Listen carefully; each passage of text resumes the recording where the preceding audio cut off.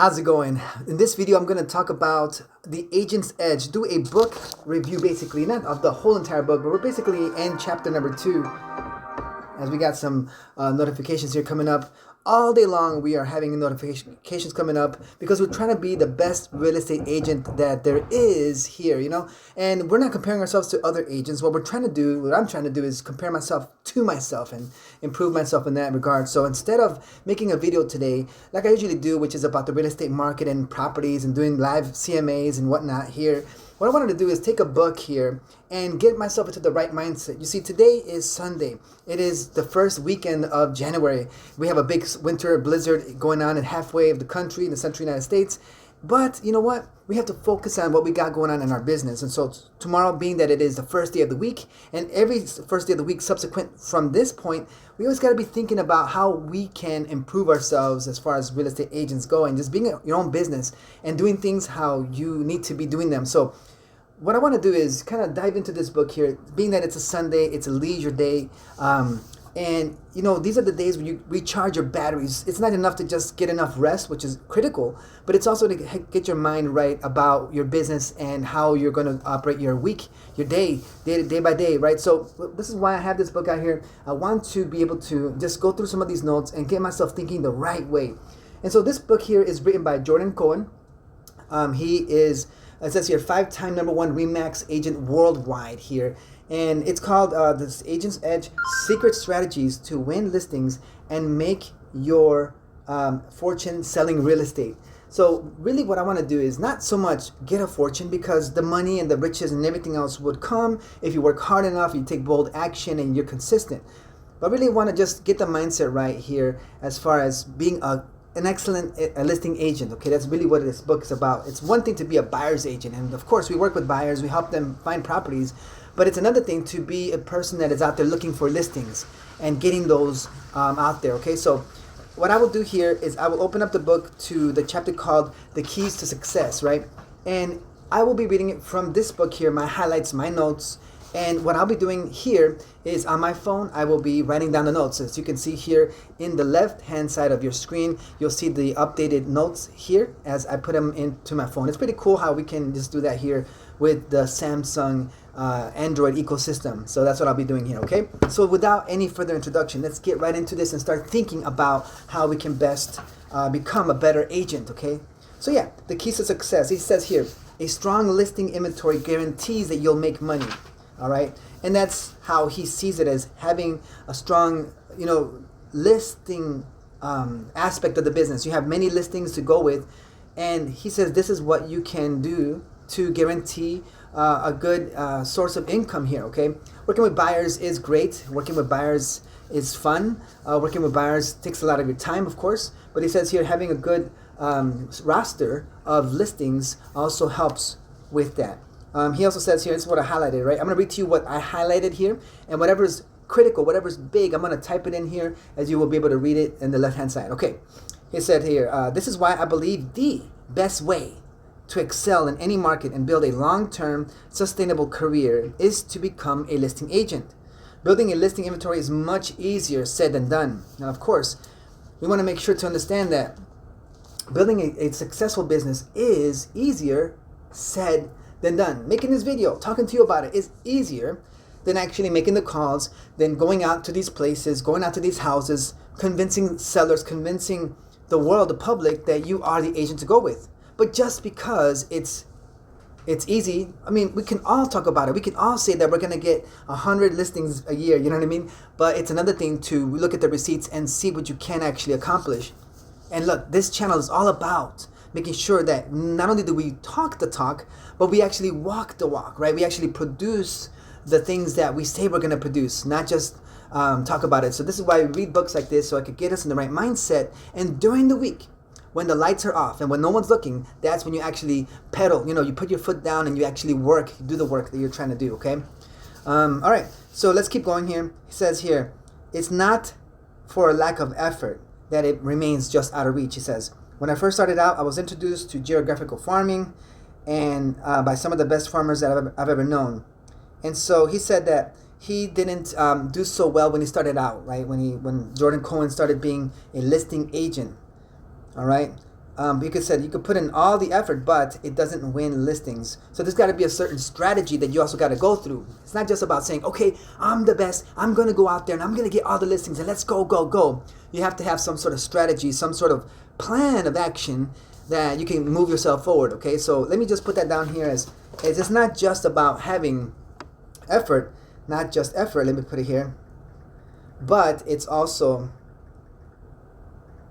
but let's see, but it's having a plan. Now this is a little bit lag, so bear with me as it will be updating as we go through the video. Okay, so it's about having a plan. This is one of the things I like in my business too, is that anyone can just say, oh, I'm going to do XYZ, but how do you do it? How do you get the plan in action, right? And that's the thing you have to work on, is having a system. Do you have systems in place? Do you have your the way you're gonna get your business going? Is that part of the plan? And you can do one thing, number one, number two, number three, number four. Like, do you have a systematic way, a systematic approach to doing your business? Do you have a cold calling system? Do you have a mapping system, a farming system? Do you have a follow-up system? Do you have a schedule? Do you have a routine? Do you have something that will keep the machine moving around? Another thing I like to liken it to is this. Even like right now, right? It's January the 5th, 2025, okay? There's a big blizzard going on half in the central United States as we speak right now. And when people get onto the roads, this is why it's treacherous conditions, because they cannot see the road. So they're going to have cars swerving, they're going to go back and forth and do all these things, and it's going to be very dangerous, right? Because the road that is set before them is very slick, and you cannot distinguish the lines or wherever they start or stop. But once you have a road set before you that is paved, that is marked correctly, any car can get into the driveway and drive, get into the street, to the highway, and go. Not just 5 miles per hour, not just 10 miles per hour, but 50 miles per hour, 60, 70, 100 miles per hour. A race car can go very, very fast as long as it has the proper track. So that's what I'm talking about in building my systems, is having that track, that street, that road paved before me with the proper systems and the proper ways of, attracting clients, attracting leads. And once I know how to do that, then it's all about, are you going to be that motor of change? Are you going to be that person that continues to plow through and do the activities, not just lazily going about the business, but actually going at it 100 miles per hour, like I like to say, doing that tasks as you know how to do it. You know what I mean? Even yesterday, January the 4th, 2025, was Derrick Rose Day here in Chicago, as the Chicago Bulls defeated the New York Knicks, which is another Derrick Rose's old former teams, with his former coach and everything else. Both teams wore 1.4.25 as their warm-up shirts. It was a great day for Chicago basketball. And with the news of Derrick Rose's jersey is going to be retired next year, so it was a good day for Chicago. But anyway, when I'm thinking about a basketball player like Derrick Rose, when he had the ball in his hand and he was plowing and running forward, he knew his goal. He knew that he had to get to the basket. And if the other opposing players were already behind him trying to chase him down, he was already ahead of them. He could go as fast as he could and then slam that ball down, right? And do a slam dunk or anything, a layup, whatever it is, because he had the path set before him and he had that plan and he just executed it. Let me ask you a question here. Speaking about being the agent that has the edge, are you that agent that is taking great action? Remember, this is not a team effort. I mean, obviously, if you're a team in a real estate team, of course, that's different. But I'm talking to the single agent who's barely starting their career or who's getting their education in real estate. Are you aware that you are a single agent here, and everything stands or falls based on you? See, every team needs to have a star athlete. Every team needs to have some sort of player that performs to the best of their ability, right? And help the team win.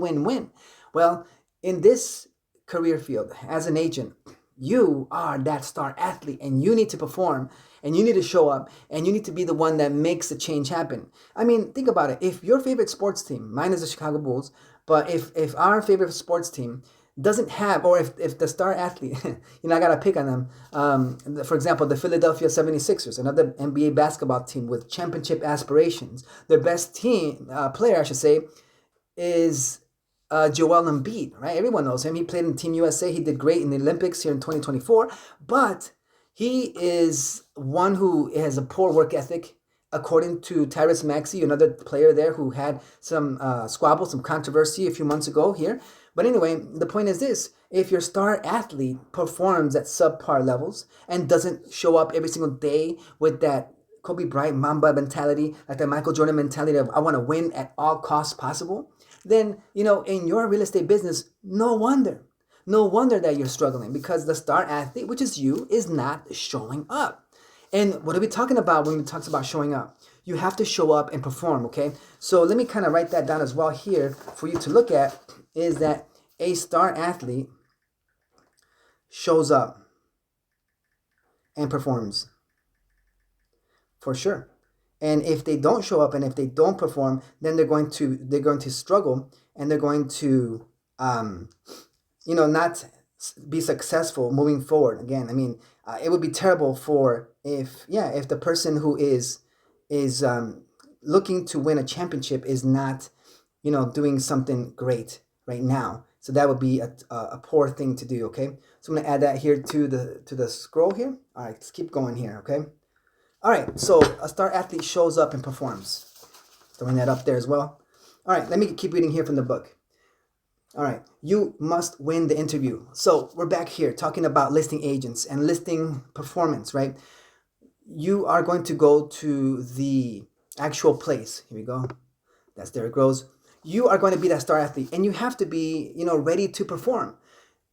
Even now, I mean, understand, when there are times where, as an agent, you have to be at different places. You have to be in front of people. You have to talk to folks. You have to put yourself in difficult situations, and even be grilled, even be cornered, even be thrown objections. I mean, even yesterday, I had a couple of meetings, and one of the meetings I went to, I ended up going to a car dealership, talking to a great individual here who has a great, car sales business. I went right to his office, right? And he is a salesman. He's very good at what he does. And he was asking me all these interview questions about why should I work with you as a realtor? And I had to get in there and basically knock that interview right out of the park, just like I would anywhere else. And of course, I showed up. I had my slides ready to go. I had my proof ready to go. I dress sharp as I have to and be presentable and know what I have to say. Because if I show up kind of half-heartedly, kind of late, not dressed well, etc., I'm not going to win the interview, okay? So same way with you. Others can, you cannot, right? If you want to be the top performer and the star athlete, you must be ready to perform well, okay? And if you don't show up ready to perform, it's going to be tough for you to really stand out as the sharp agent, the leading agent that has the edge, and stand out, okay? So he says here, and to win interviews, you must be prepared to knock it out of the park. Now he's using here a baseball analogy. As you know, in baseball, you gotta be ready to do this. So again, to be an agent that is number one, right? We talked about it here. Not just put in effort, but you have to have a plan. Number two, I added here that a star athlete shows up and performs. And number three, what I'm gonna say here is you gotta be ready to knock it out of the park. Okay? That's what you got to do. Otherwise, you're going to just blend in with the white noise all around you, okay? And you're not really going to stand out. You got to do something to stand out, okay? If you don't, then you're going to be just like anyone else here, okay? So when you go to these meetings and interviews, especially as a listing agent, and even as a buyer agent doing a buyer consultation, win that appointment by knocking it out of the park, okay? So here he, basically puts it down, one of the scripts of what he uses. For example, he says, Mrs. Seller, he's going to talk about, most agents have been trained to talk about the exact same things, that is internet exposure. They believe that sellers automatically choose the agent whom they feel most comfortable. They want to come out trustworthy. They say they have a large network of contacts and everything else. And so he's talking about the old school training that they go through, all right? And he's saying that I've stopped working the old school way, all right? And he's basically saying, why work hard and say the same things to sellers at the appointment? So he's like, I only go in hope sellers prefer my way of saying the same thing. So here in the book, he's basically saying, why do I show up to these interviews with sellers and just show up and say this exact same thing, only differently? Think about it. as an agent, of course, there's one in a dime in a dozen. What's it called? One in a dime a dozen. There you go. That's the word. Agents really are, right? We're all just out there smiling faces, and especially if you go on social media. I understand YouTube is also social media, and I'm putting my video out there. I get it. But again, how do you stand out? How are you different, right? And even when you go out to do these sellers consultations, what are you doing differently than the other agents? Because imagine if thousands of agents watch one video and they're all trained the same exact way, then they're all going to spit out the same lingo. And how are you going to stand out? So that's what he's saying here. So he's like, okay, if all agents are going to be the same, then we have to basically train to be different. And he likens this to training like a championship team would train, okay? So I like that point right there. I'm going to write it down here as well. And that is, training like a champion. Okay, so that's what we do here, okay? We're going to train like a champion. That's what he's saying. It says here in page number 18, the previous Super Bowl was hardly over when management started working on a strategy they hoped could lead them to the title. They made trades, they signed players, they hired coaches, they put all the pieces in place to carry out their winning strategy. And then after that, he said, they scripted plays, they planned, they prepared, they practiced until a championship level game plan with championship level players got together and assembled. And then he, such as a star player, was addicted to the process of becoming the best. Okay, stop right there. See, this is why I love sports, because sports is like a microcosm of what life is, of what business is. To work hard, to show up, and even when the lights are shining and the pressure's on and the stress is much against you, and even adversarial opponents try to knock you out, you're still showing up to win. And when you win, great. And when you win the championship, even better, right? And so when that happens, it inspires all of us, and it inspires me as an independent, business to perform at the top level. There are football teams, baseball teams, basketball teams that even after the season's over and the arena is empty and the players go to Cabo San Lucas, they still perform. All right, you understand? That is training like a champion and developing a championship system. All right, it's not just one athlete that performs very well. You have to have a system in place that will help you to just be the best that you can be. And if a championship team takes success that seriously, then of course they're going to perform well. Of course they're going to do well in that season. And not only that, but listen, he was talking about how they have a strategy. It's not enough to just assume that doing the same thing that got them eliminated the other season is going to be enough to do it. No, you got to change the plan. Do something different now. And then get a star athlete. Since you can't get a star athlete to work in your real estate business because you're the only athlete here, then you have to have a different mindset and be determined and be dedicated to be number one. And not only be number one, but you have to have different habits. Have you never heard of Atomic Habits? I have a book here called Atomic Habits. Maybe one day I'll do a synopsis, a summary of that book as well. But then these championship level players are addicted to becoming the best and being the best, and they will not rest until they find a way to win, right? Even right now, for the fourth time, I'm watching the Last Dance, Michael Jordan on Netflix. That's just what I like to watch, right? And I'm already in episode 1 already, again. And one of the things that Michael Jordan did in his first season as a rookie, I think it was his third game into the season, the way he won respect from the peers and the veterans in that team was that he came with a killer instinct to the court, and he made sure that the team would not lose. So he did things above and beyond to get that team to win, right? Against the Milwaukee Bucks, who were a nemesis of the Bulls back in the 80s. So that's what they had to do. He did that with that mindset. So you, as an agent, have that mindset of, hey, okay, I know that I need a cold call. Maybe this year, instead of cold calling for 10 minutes, 20 minutes, 30 minutes, I'm going to cold call for 2 hours, 3 hours. And no one can push you to do it. You got to do it yourself. And not only cold call, but cold call in a way where it's effective. Maybe the scripts you used are not effective enough.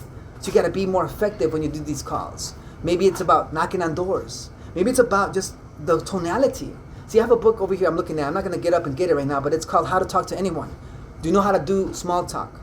You know that small talk really does open up doors. So are you more learned in that? And not only learning things like books like this, but actually applying it, right? And actually doing the thing that we talked about, okay? So that's what we're talking about here, is being that agent that has an edge over the competition. This is a competitive sport. If you see it that way, then you want to win, okay? So train like a champion. That's what you want to do, all right? So let me go ahead here and keep reading. Keep these champions up here. My bulls. That's back when I was about 11 years old, 12 years old. All right. To be great, we too have to be addicted to the process of becoming great. All right? And the process all comes down to a great listing presentation, because a great listing interview presentation is the key to success in real estate, period. All right? A great listing presentation wins listing interviews and opens the door to consistent income and career longevity. Again, Jordan Cohen is talking about not just being a great agent, but being a great listing agent. And when you master being a great listing agent by, working your systems and by working on your slides and working on what you're going to talk about in the presentation and presenting, and this is why I recommend that you do YouTube videos just like this so that you can practice your presentation skills, even here as I'm presenting what I just read, right? But this will open up doors because you'll master the 200K properties and then the 400K properties, and then you'll go up to the 600, 700K properties, and then to the $1 million properties, etc., above and beyond, right? Hey, eventually it's just a number that has more zeros in it. That's all it is. But if you can master talking to anyone, if you can master small talk, if you can master doing all these great things, your success is inevitable. Let me go through some more, okay? So he's talking here about how to have a great interview or a presentation, okay? Or I call it a seller's consultation. He's doing an absolute great job here, okay? Because doing this interview, it's more than just a script. Okay. All right, that's good. It's more than just a script, okay? It's about avoiding stammering. So how do you, let me kind of write this note here for you as well, is, I guess, what to avoid when presenting. All right. So what to avoid when presenting. Let me see if I can find a cool GIF here for you to look at. All right. So what you want to do is avoid doing something like this. All right. So we're going to talk about in the presentation, when you're in front of a seller, no matter what they're asking for, the price of the property, it doesn't matter, right? What we're after is just winning the presentation and being a great agent that can present. You don't want to have awkward pauses. You don't want to have stammering. You don't want to say, whatever the case. No, you don't want to have that person that is, you don't want to be that person that has a lot of ums and ahs and, let me think about it. No, you have to be confident in how you communicate something, okay? Because if you don't, then you're going to be struggling. Also, people will feel our insincerity, it says here. They are people's homes, so we understand that this is somebody's house. A seller will have a strong emotional connection to them, okay? Because of that, again, we have to convey that we are confident that we can take care of their, treasured possession. And so what he says here is this. He says, this is why my interview presentation is more than a script to be memorized. So yes, look, he said, I memorized this. So what can I do here, right? Do I have a memorized script? Maybe I need to have a memorized script. And not only that, but it's also about having a way, right? There's body language involved. There's tonality of your voice. There's confidence to be conveyed. There's the body language to be, communicated. And how you communicate that is by you, just being presentable and ready to go. So keep that in mind. All right. And then he says, I obviously have language and a defined marketing plan. I organize well in advance. He said, my presentation comes down to connecting with the seller with confidence and sincerity. We may sell real estate, but we first and foremost are in the people business. He said, when I started working on my presentation, I studied everything I could find, he said. So he's talking about how he was learning how to put in the work, okay?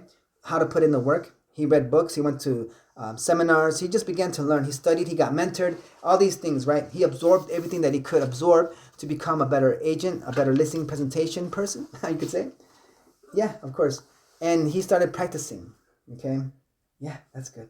And he said goodbye to some things, right? For 6 months. So what he did here, it's like an athlete, right? He's taking the same approach as an athlete would. He said, I'm going to work hard and advance and do everything I can to make this happen. So here for the last couple of things here, I just want to go through some of the points that he said, okay? And that is, number one, a strong listing presentation gives you confidence in yourself, okay? Let's see here. Trying to turn the page. There it is, the old school way. He says he got enthusiastic about it. Number two, a strong presentation makes the seller as confident in you as you are in yourself. Number three, a strong listing presentation gives you the confidence to recognize and take advantage of every opportunity. Number four, a strong listing presentation wins listings, which leads to more listings. So one thing after another, okay? So these are just some of the things that, I was taking notes down here on the listing, on the Agent's Edge, because we want to be more, like I said, educated, more having an edge, having an advantage. This is their advantage, right? Are you presenting yourself as the agent that is going to be the one that the seller chooses to go with? Because they're going to interview other agents. You got to just be aware of that and understand, hey, I got to do better than the other 3 or 4 other agents they're interviewing. I got to be better. So how are you going to be better? How's your presentation? Okay. So with that said, let me know if you enjoy this kind of stuff, this kind of content, these book reviews. And with that said, let's go ahead and have yourself a successful 2025.